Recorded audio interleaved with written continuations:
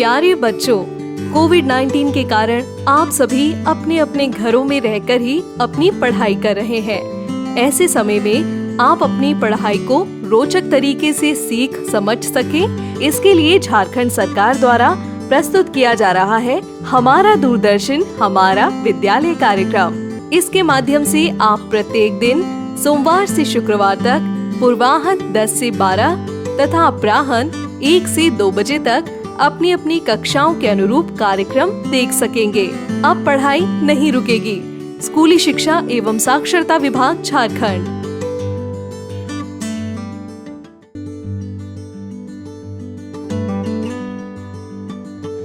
जोहार, JCERT की digital शाला में आपका स्वागत है।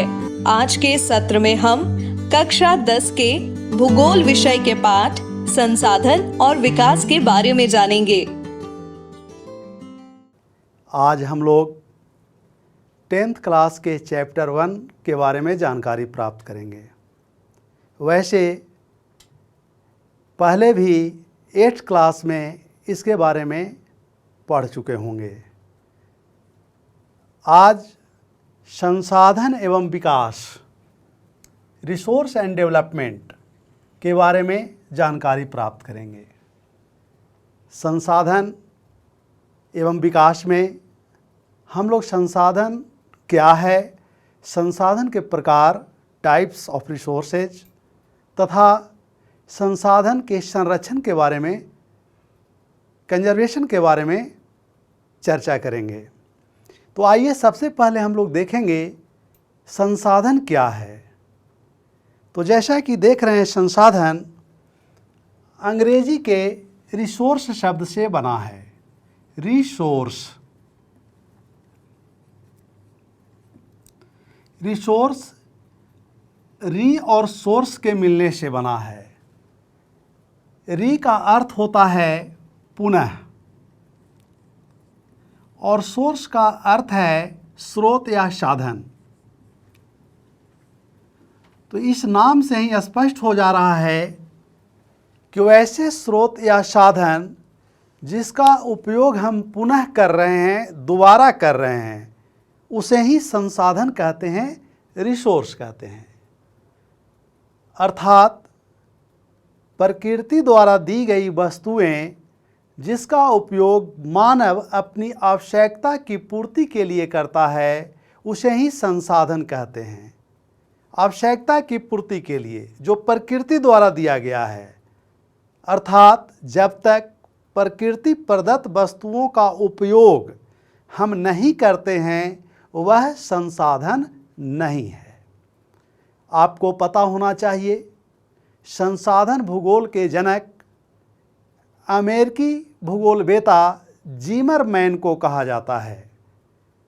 जिमरमैन का कहना है कि संसाधन होते नहीं बनते हैं। Resources are not they became. अर्थात संसाधन, मान लिया जाए कि प्रकृति ने हमें वन दिया, जंगल दिया, फॉरेस्ट दिया, तो जब तक हम वृक्षों को काटकर उसका लकड़ी प्राप्त कर और लकड़ी का उपयोग कुर्सी, बेंच आदि बनाने में या कई तरह के सामान बनाने में नहीं करते हैं, तब तक वह वन या वृक्ष संसाधन नहीं है। अर्थात प्रकृति द्वारा दी गई वस्तुओं का रूप बदल देते हैं और रूप बदलने के बाद जब उसका उपयोग करते हैं, तब वह संसाधन कहलाता है। इसीलिए नाम से हम लोग देख रहे थे कि पुनः साधन अर्थात रिसोर्स, यानी जो वस्तु दी गई है उसका हम अपनी आवश्यकता के लिए उपयोग कर रहे हैं। एक और उदाहरण के रूप में देखते हैं, मिट्टी। मिट्टी प्राकृतिक संसाधन है, नेचुरल रिसोर्स है।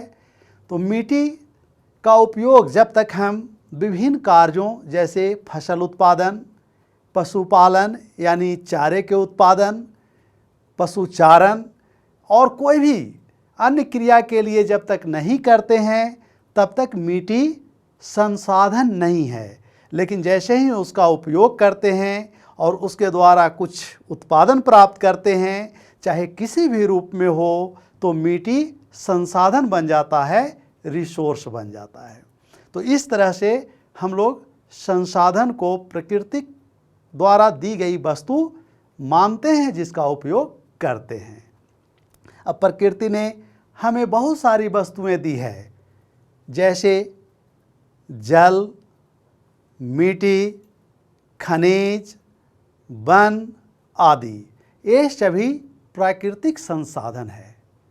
प्राकृतिक संसाधन खनिज, वन, जल, मिट्टी आदि है। अब इसका रूप बदलेगा कौन? तो रूप बदलने का काम यानी अपनी आवश्यकता के अनुसार उसका उपयोग करने का कार्य मानव करता है। अर्थात मानव स्वयं में एक संसाधन है, और चूंकि मानव ही इन संसाधनों का उपयोग करने लायक बनाता है, इसलिए मानव सर्वश्रेष्ठ संसाधन है, सबसे अच्छा संसाधन बन जाता है। और जैसा कि पहले हम बता चुके हैं कि संसाधन भूगोल के जनक जिमरमैन हैं, और जिमरमैन का कहना है कि मानव संसाधन सर्वश्रेष्ठ संसाधन होता है। Superior brain power is the greatest resource of the world. अर्थात ब्रेन पावर ही सबसे बड़ा संसाधन होता है। तो इस तरह से संसाधन दो प्रकार के हो जाते हैं। एक प्राकृतिक संसाधन नेचुरल रिसोर्स, जिसका उदाहरण है मिट्टी, जल, खनिज, वन आदि, और दूसरा मानव संसाधन जो इन संसाधनों का उपयोग करने लायक बनाता है। और इसके बाद एक तीसरा संसाधन हो जाता है मानव निर्मित संसाधन, मैन मेड रिसोर्स, यानी एक प्रकृति द्वारा दी गई वस्तुएं हैं, दूसरा मानव स्वयं में संसाधन है, और इन प्राकृतिक वस्तुओं का उपयोग करने लायक जब रूप बदल कर बनाता है तो बदला हुआ रूप ही मानव निर्मित संसाधन कहलाता है। तो आइए इस संसाधन के इन प्रकारों को विस्तृत रूप में देखते हैं। तो यहाँ की जैसा कि देख रहे हैं, ये प्रकृति है, प्रकृति प्रदत्त वस्तुएं हैं, जिसका ज्ञान एवं तकनीक के द्वारा मनुष्य उसके रूप में परिवर्तन करता है। अर्थात क्या क्या चाहिए प्राकृतिक वस्तुओं के रूप में परिवर्तन लाने के लिए? तो ज्ञान और तकनीक। जितनी अच्छी तकनीक होगी, जितना अच्छा ज्ञान होगा, उतना ही हम अच्छे तरीके से प्राकृतिक संसाधनों का रूप बदल सकते हैं और आवश्यकता के लिए उपयोग कर सकते हैं। तो प्रकृति प्रदत्त वस्तुएं मनुष्य अपने ज्ञान और तकनीक द्वारा उन वस्तुओं को अपने आवश्यकता के अनुसार बदल देता है। लेकिन इसमें एक और तथ्य, फैक्ट यानी कारक, फैक्टर काम करता है, संस्थाएं तथा उत्पादन एवं उपभोग। यानी यही मानव निर्मित संसाधन एक तरह से हो जाता है। संस्थाएं यानी ज्ञान और तकनीक है मानव का, लेकिन कोई न कोई संस्थागत रूप चाहिए जिसके द्वारा वह प्राकृतिक वस्तुओं का रूप बदलेगा, उसमें परिवर्तन लाएगा और उसे उत्पादन के रूप में बदलेगा और फिर उसका मानव उपभोग करेगा। तो इस तरह से प्रकृति प्रदत्त वस्तुओं का मानव ज्ञान और तकनीक के द्वारा उसके रूप में परिवर्तन लाता है और उसका उत्पादन करता है और पुनः उपभोग करता है। तो इस तरह से संसाधन एक प्रक्रिया है, उस प्रक्रिया एक प्रोसेस है और उस प्रक्रिया या प्रोसेस के द्वारा प्राकृतिक वस्तुएं मानव निर्मित वस्तुओं में बदलता चला जाता है। और यह कार्य किसके द्वारा हो रहा है? तो मानव द्वारा। इसलिए मानव स्वयं में संसाधन बन जाता है और वह सबसे बड़ा संसाधन हो जाता है। अब अभी हम लोग देख रहे थे कि सामान्य रूप से संसाधन रिसोर्स को दो वर्ग में बांट सकते हैं, एक प्राकृतिक संसाधन नेचुरल रिसोर्स और दूसरा मानवीय संसाधन यानी मानव और मानव निर्मित वस्तुएं। अब प्राकृतिक संसाधन नेचुरल रिसोर्स को भी दो वर्ग में बांट सकते हैं, नवीकरणीय रिन्यूएबल और अनवीकरणीय नॉन रिन्यूएबल। अब इसमें इन दोनों में थोड़ा सा अंतर समझते हैं। नवीकरणीय, आप जल को प्रवाहित होते देखे होंगे। जल का प्रयोग करते हैं हम जल विद्युत उत्पादन के लिए, नदी में प्रवाहित होता है, फिर उसका उपयोग कर सकते हैं पीने के लिए, सिंचाई के लिए। यानी जब संसाधन जिसका उपयोग हम करते हैं और पुनः उसको संसाधन के रूप में दोबारा उपयोग कर सकते हैं तो वह संसाधन नवीकरणीय रिन्यूएबल कहलाता है। जैसे जल का उदाहरण देखें, वन का देख सकते हैं कि वनों से लकड़ी काटकर उसका उपयोग कर सकते हैं और फिर उसी स्थान पर हम वृक्ष को लगा देंगे। मछली तालाब से निकालेंगे और फिर उसमें मछली का पालन कर लेंगे। तो इस तरह से ऐसे संसाधन जिसका उपयोग हम दोबारा कर सकते हैं, रिन्यू कर सकते हैं, उसे नवीकरणीय संसाधन कहते हैं। अब दूसरा प्रकार है अनवीकरणीय संसाधन, नॉन रिन्यूएबल। इसका अर्थ हुआ कि वह संसाधन प्रकृति द्वारा दी गई वैसी वस्तुएं जिसका उपयोग हम दोबारा नहीं कर सकते हैं, बार बार नहीं कर सकते हैं। अर्थात एक बार उपयोग करने के बाद वह समाप्त हो जाता है। लेकिन इसमें कुछ ऐसी वस्तुएं होती है जिसका उपयोग बदले हुए रूप में कर सकते हैं। अर्थात यह भी दो प्रकार का हो जाता है। पुनः चक्रीय यानी रिसाइकलिंग करके कुछ अनवीकरणीय संसाधनों का उपयोग किया जा सकता है। जैसे धातु, कई प्रकार की धातुएं, जैसे आयरन, लोहा, उसका उपयोग एक बार करते हैं, उसके उप उत्पाद जब वर्षों के बाद वह खराब हो जाता है, जंग लग जाता है, सड़ जाता है, तब उसके उप उत्पाद का भी उपयोग कर लेते हैं। तो कुछ धातुएं ऐसी होती है जो पुनः चक्रीय है और वह अनवीकरणीय है लेकिन उपयोग किया जा सकता है। और दूसरा है अचक्रीय यानी नॉन साइक्लिक, यानी वो पूरी तरह से अनवीकरणीय है, अर्थात जिसका उपयोग हम एक बार कर लेते हैं उसके बाद वह समाप्त हो जाता है। जैसे जीवाश्म ईंधन। जीवाश्म ईंधन क्या है? तो जीव जंतु और वनस्पति के अवशेष जिसका उपयोग हम ईंधन के रूप में करते हैं, ऊष्मा प्राप्त करने के लिए करते हैं, वह जीवाश्म ईंधन है। जैसे कोयला, पेट्रोलियम, नेचुरल गैस, प्राकृतिक गैस आदि। कोयला का उपयोग करते हैं, एक बार समाप्त हो जाता है, दोबारा उपयोग नहीं कर पाते हैं। उसी तरह से प्राकृतिक गैस या पेट्रोलियम जिसे गैसोहोल या हाइड्रोकार्बन भी कहते हैं, उसका उपयोग दोबारा नहीं कर पाते हैं।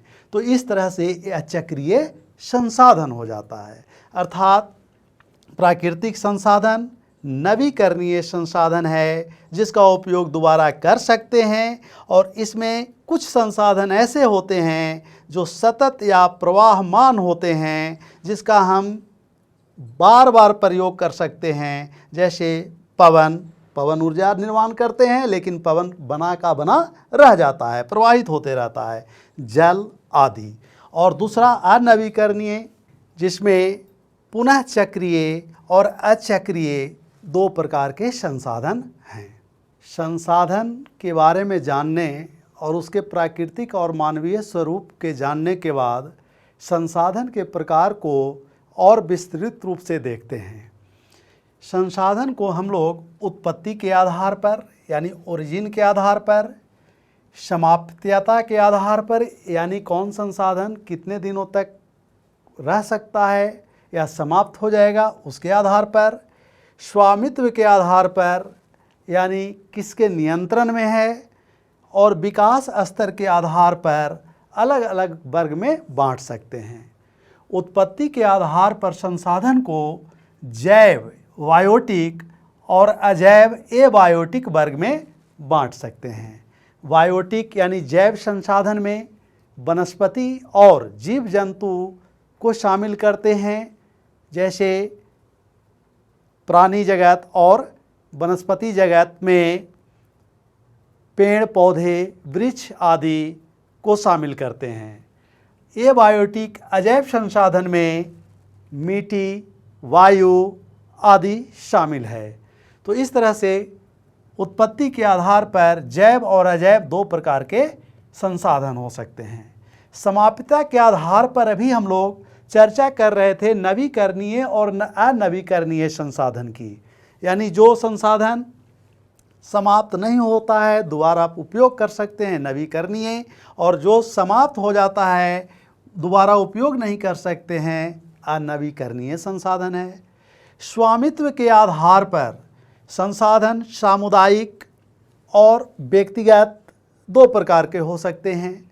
मान लिया जाए कि अगर किसी का अपना निजी ज़मीन है जिसका वह उपयोग करता है, सरकार द्वारा उस ज़मीन का उसके पास कागज़ दिया गया है उपयोग करने के लिए, तब वह व्यक्तिगत संपत्ति उसकी हो गई, वह व्यक्तिगत संसाधन हो गया। और अगर मान लिया जाए, एक उदाहरण से समझते हैं कि गांव में कोई तालाब है और तालाब किसी निजी व्यक्ति का नहीं है, उसका उपयोग सब कोई कर रहा है, तो वह सामुदायिक संसाधन हो गया। इसी तरह से स्वामित्व के आधार पर एक राष्ट्रीय संसाधन भी कह सकते हैं कि राष्ट्रीय संसाधन होता है, नेशनल रिसोर्स। अब ये राष्ट्रीय संसाधन क्या है? तो किसी देश के अंदर जितने भी संसाधन हैं, चाहे वो सामुदायिक हो, व्यक्तिगत हो या और किसी भी प्रकार का, वो सारे के सारे संसाधन वह राष्ट्रीय संसाधन है, उस राष्ट्र का संसाधन है।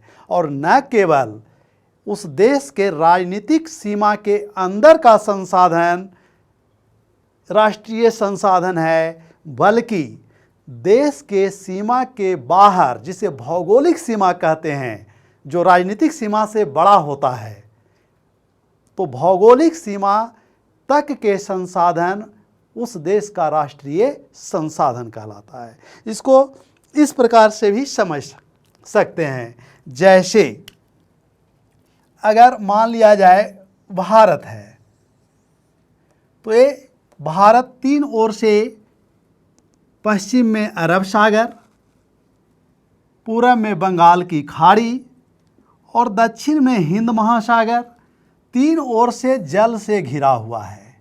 यह समुद्र है, अरब सागर, हिंद महासागर और बंगाल की खाड़ी।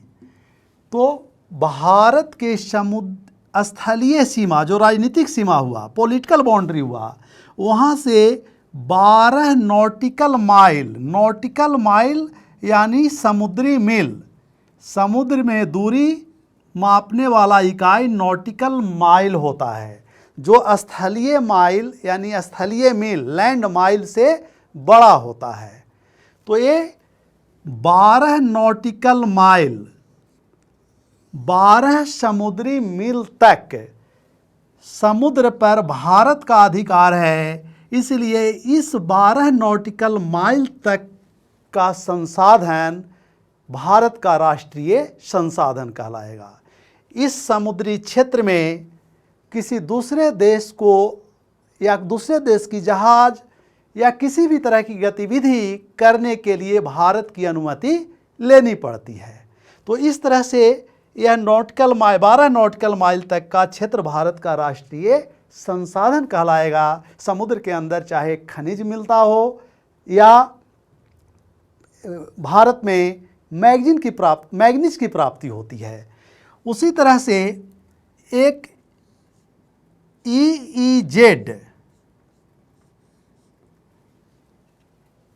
एक्सक्लूसिव इकोनॉमिक जोन, अनन्य आर्थिक क्षेत्र, जो एक अंतर्राष्ट्रीय अवधारणा है, निर्धारित किया गया है। और इसके तहत भारत के समुद्री स्थलीय सीमा से 320 किलोमीटर की दूरी तक किसी प्रकार की गतिविधि करने का अधिकार है। ध्यान रखिएगा, भारत का अधिकार 12 नॉटिकल माइल तक है, लगभग 20 किलोमीटर स्थलीय दूरी तक, लेकिन 320 किलोमीटर की दूरी तक वह अपना कार्य कर सकता है, बशर्ते कि समुद्र में दूसरे देश या दूसरे देश की सीमा न आ जाए। अगर मान लिया जाए श्रीलंका है दक्षिण में, तब ऐसी स्थिति में क्या होगा? तो ऐसी स्थिति में दोनों देश के बीच वाला भाग दोनों का सीमा बन जाएगा, वहाँ ये 320 या 12 नॉटिकल माइल काम नहीं करेगा, बल्कि दोनों देशों का बीच वाला भाग सीमा बन जाएगा। तो इस तरह से एक राष्ट्रीय संसाधन होता है जिसके अंतर्गत उस देश के सारे संसाधन शामिल होते हैं। अब विकास स्तर के आधार पर यानी डेवलपमेंट के आधार पर तो संसाधन प्राकृतिक संसाधन है, वन है, जल है, खनिज है। खनिज भूगर्भ में पाया जाता है, पृथ्वी के अंदर पाया जाता है। तो हम लोग सही अनुमान नहीं लगा पाएंगे जब तक उसकी खोज नहीं की जाए, सही जानकारी प्राप्त नहीं की जाए। यानी संभाव्य जिन संसाधनों का सही हम अनुमान नहीं लगा पाए हैं उसे संभाव्य संसाधन कह सकते हैं। उसी तरह से जिसका हम सही भंडार का अनुमान लगा लिए हैं कि झारखंड में जैसे कोयला कितनी मात्रा में है, उसका एक अनुमान सही लग गया है, उत्खनन करते हैं, उसके आधार पर नीति बनाते हैं, तो उसे भंडार कहते हैं। संसाधन का इतना भंडार है। और उसी तरह से संचित भंडार जिसका उपयोग कर रहे हैं और जिसको हम रिजर्व के रूप में रखे हुए हैं कि हमारे राज्य में जैसे झारखंड में कितना बॉक्साइट है, कितना रिजर्व है, कितना चूना पत्थर है, कितना कोयला है। तो इस तरह से विकास स्तर के आधार पर संसाधन को संभाव्य, भंडार और संचित के रूप में बांट सकते हैं। तो बच्चों, हम लोग अभी तक संसाधन क्या है और संसाधन के प्रकार को देखें। अब आगे हम लोग देखेंगे संसाधन का दुरुपयोग और उसका संरक्षण। यानी संसाधन का हम किस प्रकार से उपयोग कर रहे हैं या संसाधन का दुरुपयोग कर रहे हैं और उसके संरक्षण बचाने के लिए क्या क्या प्रयास कर रहे हैं, इसके बारे में जानेंगे। संसाधन उपयोग एवं संरक्षण में हम लोग पहले संसाधन के उपयोग को देखते हैं। वर्तमान समय में संसाधन का अंधाधुंध दोहन हो रहा है। अंधाधुंध दोहन का कारण है यानी अत्यधिक उपयोग हो रहा है, जिसका कारण है कि जनसंख्या का वृद्धि होना और बढ़ी हुई जनसंख्या की आवश्यकता की पूर्ति के लिए प्राकृतिक संसाधनों का अत्यधिक उपयोग हो रहा है।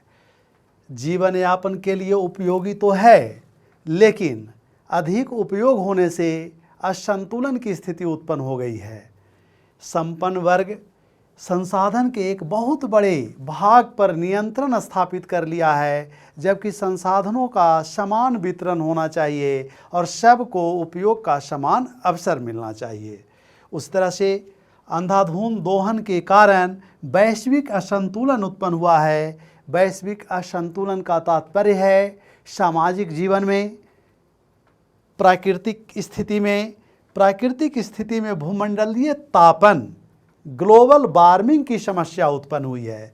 ग्लोबल वार्मिंग क्या है? तो ग्लोबल वार्मिंग का अर्थ है कि संपूर्ण पृथ्वी के तापमान में वृद्धि होना। संपूर्ण पृथ्वी के तापमान में वृद्धि का कारण संसाधनों का अनियोजित और अनियंत्रित उपयोग करना है। अनियोजित उपयोग के कारण कई प्रकार के वायुमंडल में ऐसे तत्व का प्रवेश हो रहा है जिसके कारण हमारा पृथ्वी और वायुमंडल दोनों गर्म होते जा रहा है। जैसे एक उदाहरण के रूप में देखते हैं कि हम लोग घरों में या औद्योगिक इकाइयों में, सिनेमा घरों में बड़े बड़े प्रशीतक अर्थात एयर कंडीशनर, एसी, रेफ्रिजरेटर आदि का प्रयोग करते हैं। तो रेफ्रिजरेटर आदि के प्रयोग करने से उससे CFC जैसी गैसें निकलती है। CFC अर्थात क्लोरोफ्लोरोकार्बन, और ये गैस वायुमंडल में ओजोन मंडल तक पहुंच जाती है, जिसका प्रभाव ओजोन मंडल अर्थात ओजोन परत पर पड़ रहा है और जिसके कारण उस परत में क्षय हो रहा है, उसका पतन हो रहा है और सूर्य की परावैंगनिक किरणें, अल्ट्रावायलेट रे, जिसको ओजोन मंडल अवशोषित करती है, वह वहाँ अवशोषित न होकर सीधे धरातल पर पहुँच जा रही है। धरातल के पास ओजोन गैस बन जा रहा है। साथ में ईंधन के अत्यधिक प्रयोग से कार्बन डाइऑक्साइड की मात्रा में वृद्धि हो रही है। तो ये सभी गैसें ग्रीन हाउस गैस है, जिसकी मात्रा पृथ्वी के धरातल के आसपास बढ़ रही है। और ग्रीन हाउस गैस वह गैस है जो तापमान को अवशोषित करती है तथा तापमान में वृद्धि करती है। इन कारणों से भूमंडलीय तापन ग्लोबल वार्मिंग की समस्या उत्पन्न हो रही है और जिसका प्रभाव जीवन के प्रत्येक क्षेत्र पर पड़ रहा है। एक उदाहरण के रूप में बर्फ़ को देखते हैं। पृथ्वी के एक बहुत बड़े भाग पर हिम जमा हुआ है, बर्फ़ जमा हुआ है। जैसे उच्च अक्षांशीय क्षेत्रों में, हाई लैटिट्यूड में, ध्रुवीय प्रदेशों पर बर्फ़ की मोटी चादरें जमी हुई है। उच्च पर्वतीय क्षेत्रों में, हाई एल्टीट्यूड पर भी बर्फ़ पाया जाता है और ग्लोबल वार्मिंग के कारण ये बर्फ़ पिघलकर जल के रूप में समुद्र में आ रहा है और समुद्र का सतह ऊपर उठता जा रहा है। समुद्र के जल के रासायनिक संरचना में परिवर्तन होने से जीव जंतुओं पर विपरीत असर पड़ रहा है और साथ में समुद्र के सतह में वृद्धि होने से बहुत सारे द्वीप पर संकट उत्पन्न हो गया है, जल में डूबने की स्थिति में आ गए हैं। तो ग्लोबल वार्मिंग के कई क्षेत्रों में प्रभाव पड़ रहा है, जिसका एक उदाहरण बर्फ़ के पिघलने से देख रहे हैं कैसे उसका विपरीत असर पड़ रहा है। पर्यावरणीय प्रदूषण अर्थात हमारे पर्यावरण में अवांछित तत्व जो पहले से हैं लेकिन सीमित मात्रा में हैं और वैसे तत्व जो नहीं हैं उनका प्रवेश हो रहा है और वे जीव जंतु वनस्पति आदि पर विपरीत प्रभाव डाल रहे हैं, जिसके कारण प्रदूषण की समस्या उत्पन्न हो रही है और हमारा पर्यावरण प्रदूषित हो रहा है। भूमि का निम्नीकरण हो रहा है अर्थात उत्पादकता में कमी आ रही है। जैसे हमारा एक प्रमुख प्राकृतिक संसाधन मिट्टी संसाधन है। इसको एक उदाहरण से समझते हैं कि कैसे भूमि निम्नीकरण डिग्रेडेशन हो रहा है, उसकी भूमि की उर्वरता कैसे घट रही है। जैसे हमारे देश में उत्तरी पश्चिमी भाग में, पंजाब, हरियाणा, पश्चिमी उत्तर प्रदेश में हरित क्रांति आई, ग्रीन रेवोल्यूशन आया। ग्रीन रेवोल्यूशन का अर्थ है अनाज के उत्पादन में तीव्र वृद्धि हुई, खासकर गेहूं के उत्पादन में। इसके लिए उन क्षेत्रों में नहरी सिंचाई को बढ़ावा दिया गया और रासायनिक उर्वरक का प्रयोग अधिक होने लगा। उत्पादन में वृद्धि तो हुई, अनाज की आपूर्ति हुई, लेकिन इसका क्या दुष्परिणाम हो रहा है कि मिट्टी में लवणता की मात्रा बढ़ रही है और उस क्षेत्र की मिट्टी की अब उर्वरता घट रही है और उत्पादन भी घटने लगा है। क्योंकि जब हम नहरी सिंचाई करने लगे तो नहरी सिंचाई से पानी जब खेतों में जाता है तो पानी के कारण बाष्पोत्सर्जन होने लगता है और नीचे के लवण की मात्रा जो मिट्टी में रहती है वह बाष्पोत्सर्जन के कारण भी ऊपरी परत पर आकर जम जाता है। इसको इस तरह से देख सकते हैं कि अगर ये मिट्टी है, खेत है और इसमें पानी डाला गया तो नहर का पानी मिट्टी के अंदर तक आया और चूंकि उन क्षेत्रों में सूरज की किरणें तेज पड़ती है तो बाष्पोत्सर्जन होता है। बाष्पोत्सर्जन के बाद पानी बाष्प बनकर ऊपर उड़ गया, लेकिन पानी के साथ जो लवण नीचे से ऊपर की ओर आया वह ऊपरी परत पर जमा होते जा रहा है, जिसके कारण मिट्टी में लवणता सैलिनिटी बढ़ती जा रही है और हमारी मिट्टी ऊसर होते जा रही है, मिट्टी की उर्वरता घटती जा रही है। तो इस तरह से भूमि का निम्नीकरण हो रहा है, जिसका हम लोग एक उदाहरण देखें। तो इस तरह से संसाधनों के अनियंत्रित उपयोग के कारण कई प्रकार की समस्याएं उत्पन्न हो रही है। इन समस्याओं के समाधान के लिए केवल हमारा देश ही नहीं पूरा विश्व चिंतित है और इस चिंतन के कारण ही विश्व स्तर पर अनेक प्रयास किए जा रहे हैं। इन प्रयासों में सबसे महत्वपूर्ण प्रयास 1992 ईस्वी में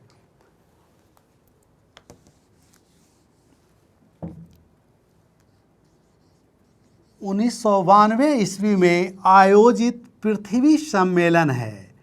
पृथ्वी सम्मेलन, अर्थ समिट, जिसे प्रथम पृथ्वी सम्मेलन कहा जाता है, यह ब्राज़ील के रियो डी जेनेरियो शहर में आयोजित किया गया था, इसलिए इसे रियो सम्मेलन भी कहते हैं। तो इस तरह से इस पाठ में हम लोगों ने संसाधन के प्रकार और उसके संरक्षण के बारे में और विशेष रूप से सतत पोषणीय विकास सस्टेनेबल डेवलपमेंट के बारे में जाना। बहुत बहुत धन्यवाद। Thank you. इस प्रसारण से संबंधित सुझाव, अपने प्रश्न इत्यादि आप हमें jcertrg@gmail.com तथा टोल फ्री नंबर 1800 5728 585 पर संपर्क कर सकते हैं।